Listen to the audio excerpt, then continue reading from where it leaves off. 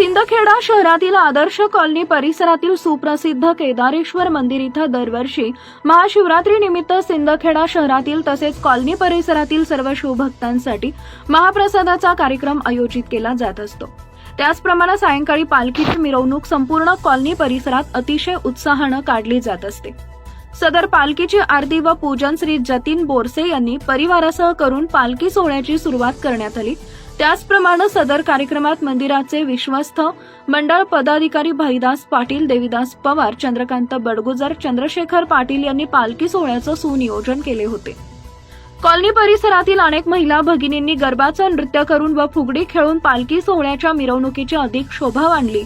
सर्व कार्यक्रमात ज्येष्ठ व तरुण शिवभक्त आनंदाने सहभाग घेत असतात। तसेच रात्री कीर्तनाचा कार्यक्रम देखील मोठ्या आनंदात झाला असून सिंदखेडा शहरातील अनेक भक्तांनी कीर्तनाचा लाभ घेतला। प्रश्नचिन्ह न्यूज, यादवराव सावंत, सिंदखेडा।